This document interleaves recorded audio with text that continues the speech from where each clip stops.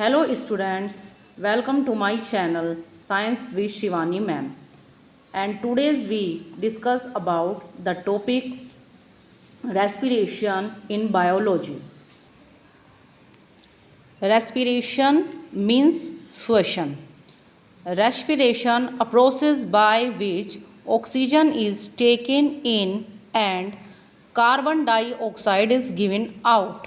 It means श्वसन शरीर में होने वाला वह प्रक्रिया है जिसमें हम एटमॉस्फेयर यानी कि बाहर के वातावरण से ऑक्सीजन इनहेल करते हैं, अपने शरीर के अंदर ग्रहण करते हैं और कार्बन डाइऑक्साइड हमारे शरीर से बाहर एटमॉस्फेयर में चली जाती है।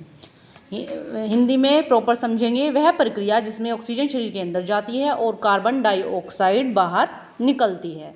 अब ये प्रक्रिया जिस सिस्टम के अंदर हमारे शरीर में होती है वो होता है रेस्पिरेशन सिस्टम, मीन्स श्वसन तंत्र। अब ये प्रक्रिया किस किस तरह हमारी बॉडी में संपूर्ण होती है, आइए उसके बारे में जानते हैं। सबसे पहले आप आउटर एटमॉस्फेयर से from plants you inhale oxygen from your nose. आप नोज़ से, नाक के माध्यम से बाहर के वातावरण से ऑक्सीजन को इनहेल करेंगे, ग्रहण करेंगे। उसके बाद वो आपके नोज़ में जो नोस्ट्रिल प्रेजेंट होते हैं, आप देखते हैं सामने नोज़ के 2 छिद्र होते हैं, उसमें से गुजरकर ऑक्सीजन आपके फेरिंग्स तक पहुंचती है।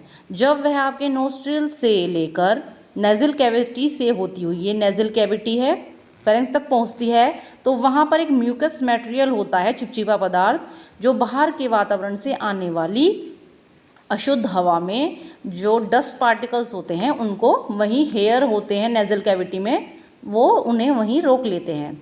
इट मीन्स अगर आप बाहर से एटमॉस्फेयर से ऑक्सीजन ले रहे हैं तो उसमें डस्ट पार्टिकल्स भी आएंगे, भाई बाहर से आ रहे हैं, तो उन्हें जो हेयर होते हैं नेज़ल कैविटी में वो रोक लेते हैं और जो प्योर ऑक्सीजन होती है वो आपके नेज़ल कैविटी से होकर, फेरिंग्स से होकर लैरिंग्स तक पहुंचती है। लैरिंग्स यहाँ पर क्या है, वॉइस बॉक्स है, आपके स्वर यंत्र, जहाँ से आपकी आवाज़ निकलती है।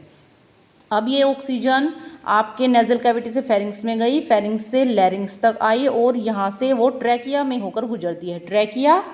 ट्रैकिया को बोलते हैं विंड पाइप, यानी कि वह श्वास नली जिसमें से ऑक्सीजन आगे बढ़कर किस में चली जाती है, ब्रोंकाई में। ब्रोंकाई क्या है,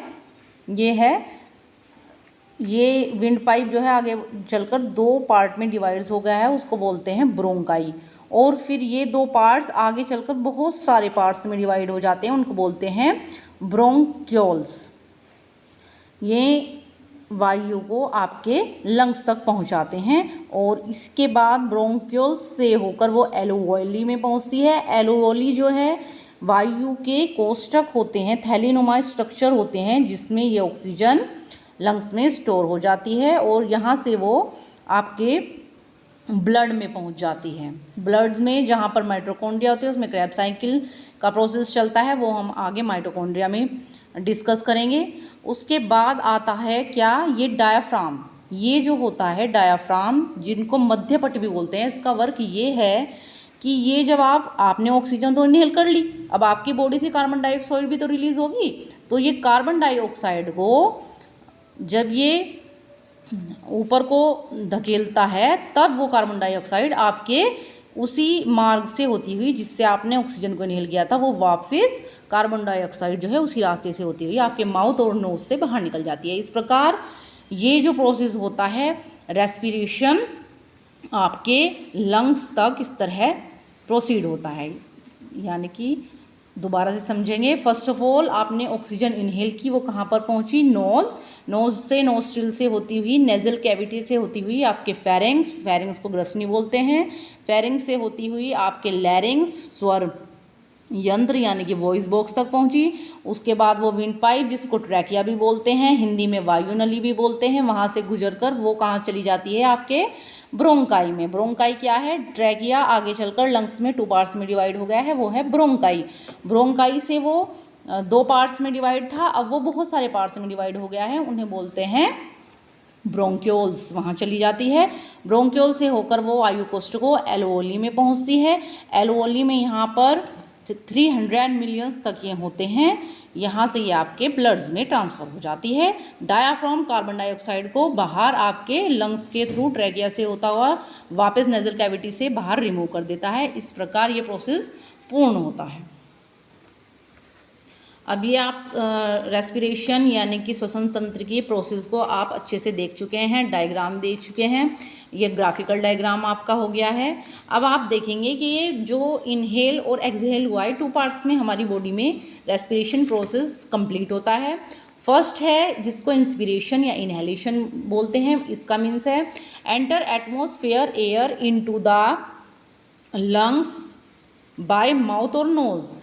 इट मीन्स वातावरण की हवा नाक और मुंह के द्वारा फेफड़ों तक आती है। ये प्रोसेस जो होता है कहलाता है इनहेलेशन, जिसमें आपके लंग्स जो हैं फूल जाते हैं। जब आपने एटमॉस्फेयर से ऑक्सीजन को एंटर कराया अपने नोज से वो कहाँ पर चली गई? नोस्ट्रिल में। नोस्ट्रिल से वो चली गई फेरिंग्स, फेरिंग्स से लैरिंग्स, लैरिंग्स से वो पहुँचती है आपके ट्रैकिया विंड पाइप में, ट्रैकिया से वो ब्रोंकाई, ब्रोंकाई से ब्रोंक्योल्स एंड देन वो एलोवेली में ट्रांसफ़र होती है। एलोवेली से वो आपके ब्लड सेल में ट्रांसफ़र हो जाती है।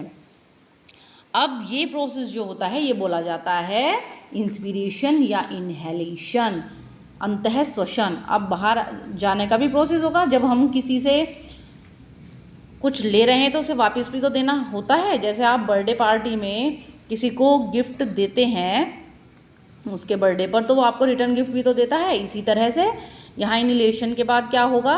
एक्सपिरेशन या exhalation. Expiration means lungs air pass out in atmosphere. आपके फेफड़ों की हवा बाहरी वातावरण में निकलती है फ्रॉम द डायाफ्राम। किसके माध्यम से? डायाफ्राम के, यानी कि मध्यपट की सहायता से वो वापस बाहर चली जाती है, जिस रास्ते से होकर वो वापस आई थी। तो इस प्रकार आई होप स्टूडेंट्स आपको रेस्पिरेशन सिस्टम और रेस्पिरेशन मीन्स श्वसन प्रक्रिया बहुत अच्छे से समझ में आई होगी। और अच्छी नॉलेज के लिए मेरे channel science with Shivani ma'am को लाइक करें, सब्सक्राइब करें एंड कमेंट करें। पढ़ते रहिए, स्टडी हार्ड एंड अपने मम्मी पापा का नाम रोशन करते रहिए। जय हिंद।